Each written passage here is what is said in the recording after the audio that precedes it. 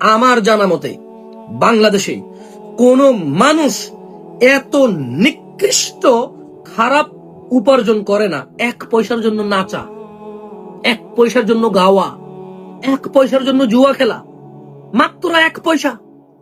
মানে এই কন্টেন্ট ক্রিয়েটরের ভিডিওতে যখন কোন একটা মানুষ দেখে ভিডিওটা, ওখানে যে জুয়ার অ্যাডটা আসে, যে নাচ গানটা হয়, যে মিউজিকটা হয়, যে মদের অ্যাডটা আসে, যে উল্টা পাল্টা অ্যাডটা আসে, ওখানে সে সর্বোচ্চ 1 পয়সা পায়, অথবা 1 পয়সার চেয়ে কম পায় বা বেশি পায়। I don't know, country wise আলাদা আলাদা পেমেন্ট সিস্টেম আছে এখানে, কেমন? 1 পয়সা 2 পয়সার জন্য এত নিম্নমানের কাজ, এত বড় হারাম কাজ কে করে বাংলাদেশে বলতে পারেন? ঘুষখোর 1 পয়সা ঘুষ খায়, সুদখোর 1 পয়সা সুদ খায়, ঘুষখোর একজনের সাথে অপরাধ করে, সুদখোর 10 জনের সাথে অপরাধ করে, ঘুষখোর 10 জনের সাথে অপরাধ করে। কেমন? চোর সারা জীবন বেঁচে থেকে নাহলে 100টা চুরি করে, কিন্তু কন্টেন্ট ক্রিয়েটর 1000 টাকা কামানোর জন্য 1000 মানুষকে বাদ্যযন্ত্র শোনায়। 1000 টাকার জন্য 1000 তো না, সরি 1 লাখ মানে আমি জানি না প্রাইস, আমি জানি না। মানে কত মানুষকে গান শুনাইতে হয় অ্যাডের মাধ্যমে, কত মানুষকে ন্যাংটা নাচ দেখাইতে হয় অ্যাডের মাধ্যমে, কত মানুষকে মানে আজে বাজে ওয়েবসাইটের লিঙ্ক দিতে হয়, কত মানুষকে সে জুয়া খেলার অ্যাড দেখাইতে হয়, আমি জানি না। বাট টু আর্ন 1 লাখ টাকা, 1 লক্ষ টাকা উপার্জনের জন্য একজন কন্টেন্ট ক্রিয়েটর লক্ষ লক্ষ মানুষকে হারাম কাজে লিপ্ত করতে হয়, হারাম শুনাইতে হয়, হারাম দেখাইতে হয়। লক্ষ লক্ষ মানুষের হারামের সমপরিমাণ অপরাধ সে 1 লক্ষ টাকার জন্য করে। এত ভয়ঙ্কর উপার্জন বাংলাদেশে আর নাই। এত ভয়ঙ্কর, এত নিম্নমানের, এত অশ্লীল উপার্জন বাংলাদেশে আর নাই। একটা মহিলা কনসার্টে যায় নাচে, ওখানে 5000 মানুষ যায়, ওই মহিলা 5000 মানুষকে নাচ দেখাইয়া উপার্জন করে 10,000, 20,000, 30,000, 40,000, 50,000, 1 লাখ, 2 লাখ, সে জানে, তার পেমেন্ট জানে। 5000 মানুষ দেখলো তার নাচ, ওই 5000 মানুষের গুনাই তার হবে।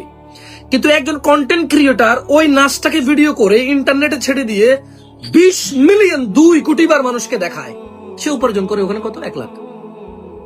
তো ওই মহিলা 5000 মানুষের গুনাহ নিয়ে 1 লাখ টাকা কামায়, আর একজন কন্টেন্ট ক্রিয়েটর 2 কোটি মানুষের গুনাহ সমপরিমাণ জিম্মেদারি নিয়ে 1 লক্ষ টাকা কামায়।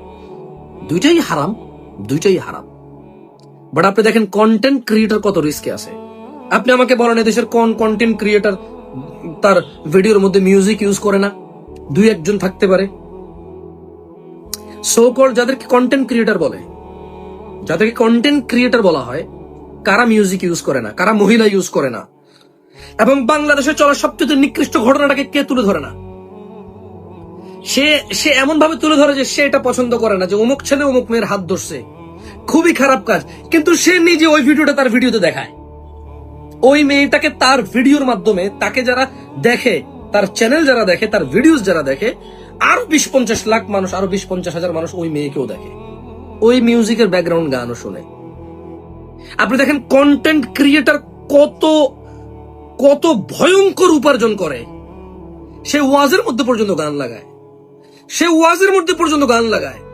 আরে ভাই, কোরআন তেলাওয়াতের পিছনে যদি ব্যাকগ্রাউন্ড মিউজিক দিয়ে কোরআন তেলাওয়াত প্লে করে তুমি ছাড়ো, তোমার কি গুনাহ হবে না নেকি হবে? হ্যাঁ, নেকি তো কবুল হইতে হয়, নেকি পিওর পরিষ্কার হইতে হয়, পবিত্র হইতে হয়। গুনাহ তো কবুল হওয়া লাগে না, ও করলেই হলো।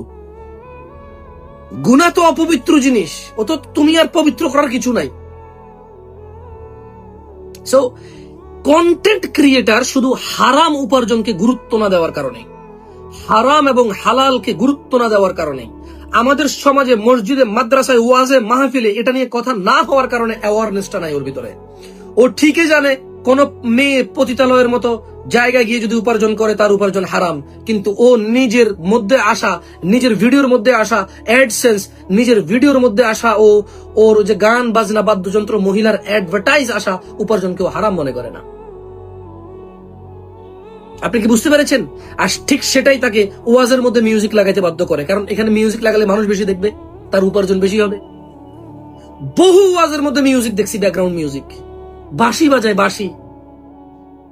আরে ওই যে একজন বক্তা আছে, খুব স্যাড কথা বলে, আমি এটা বলবো না, উনি ওনার বক্তব্যের মধ্যে হয়তো কোনো অংশে যেখানে মানে করুণ বিশ্লেষণ আছে, সেখানে তিনি ওনার হৃদয়ে গলিত হয়। ওইটুকু অংশকে আইনা বাঁশি বাজায় দেয় পিছে দিয়া, সামনে দিয়া কথা বলে হুজুরে। আর ইনফ্যাক্ট আমার নিজের কতগুলো ওয়াজের মধ্যে মিউজিক লাগাই দিছে মানুষ। এটা কেমন কথা?